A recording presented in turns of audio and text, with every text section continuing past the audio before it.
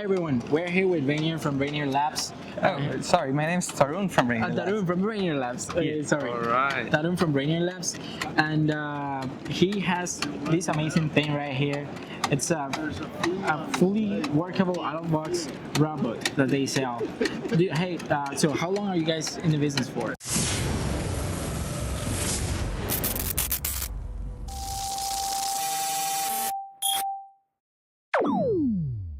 We've been just up and running for 6 months. Only 6 months. That is and this is amazing. what we have at the end of it. So only 6 months, and this is the result so far. So this is pretty amazing. He's currently controlling it with a remote control. However, he was talking to me earlier, and it seems like you guys are currently working on a fully autonomous feature, right? Mm-hmm. So this is the plans to get that rolled out by the end of the month or next month. Yeah. So we are planning to integrate with. Battery ran out of power. Yeah, no worries. We're planning to integrate the autonomous navigation functionality. So if we can move it in different directions, now currently we can move it in any arbitrary direction using the joystick. So the autonomous navigation pipeline would just plan out a path, and all this would need is to emulate that back. So these sort of controls are fundamentally essential to get that solved. The next difficult part of this is we want to operate in industries where they have multiple levels and staircases between the levels. So we are primarily going to focus on the technology to make it walk through these stairs and back once we get the autonomous navigation within flat terrain solved for. And that is especially where our camera sensor that you can see on the dog's head over there is going to particularly help. We're integrating a LiDAR on top of it, with which we can essentially mold where the stairs are and plan our trajectories based on top of that, so that we can walk on these uneven terrains.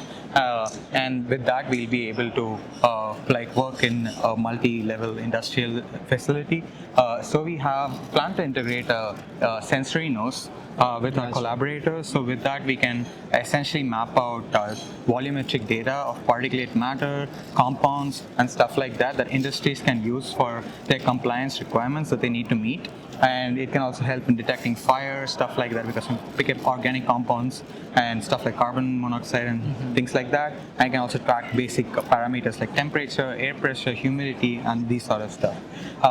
And we also are making this completely open source. So if any research lab wants to make use of this, the code is based out of ROS2 and it's open source. So if they want to develop other applications on top of this as a platform, they can do that as well. And we are currently selling it for $3,000 only for this summit. It's available for the next 2 days, and it can be booked with just an initial deposit of $99. That is amazing. And just kind of a couple technical questions. So you guys are using the NVIDIA Jetson Nano for this particular robot, or is it for for the whole lineup? Do you guys have more robots, or is this only one? Or so currently we've manufactured 2 robots. The other one is still we are bringing it up. So as of now, we are planning to use the Jetson Orin Nano because it's tried and tested out, but I would like to know if you have a solution alternative that we could explore in that particular area. I was just kind of asking around. Like, I imagine you can swap out the Jetson Nano, for example, for a Jetson X, have a little bit more horsepower or stuff like that. Yeah, obviously we can do that. We can also offer that as customizations to our customers. We can test out the code on multiple of these units, and whatever a certain student or research lab needs, we could send them out a version with that particular Jetson. That is amazing. So you can customize, let's say, your kit, right? Yeah. And since it's completely open source, you can do it for yourself. Yeah. Okay, and does it run on Jetpack or on Yocto? Yeah, it runs on Jetpack. On Jetpack. But I assume, can you do Yocto, or is that something that have not been tested before? No, we could do that. We just chose this option because it was the fastest way there. The fastest way to get around. Yeah. Sounds good. Amazing. Yeah. And in terms of the camera sensors, so I see you guys use something very similar to, for example, the RealSense, but I guess it's not a RealSense. Or it is a RealSense. Okay, so it is a RealSense. Amazing. So so in terms of drivers, it should be already available, so no issues.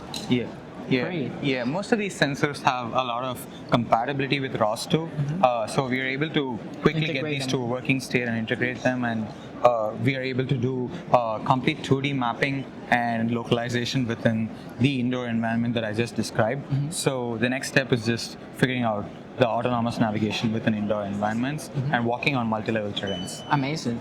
And in terms of the mechanics, like the controllers, for example, are those custom? Did you guys do them yourselves, or is also open source, something that you can kind of have drivers for?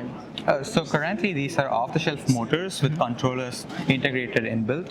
So we are also in the plan of making our own custom actuators. So in this scenario, we initially will be integrating off-the-shelf controllers, but we ideally at the end plan to make those as well within the company so that we are completely vertically integrated. Because one thing that we are trying to do is make the product as low cost as possible so that anyone can easily afford this and use that within their industries or even on a personal development capacity. That is amazing. All right, awesome. Wow, thank you so much for your Thank you time. so much. It's Nice amazing. talking to you. You too.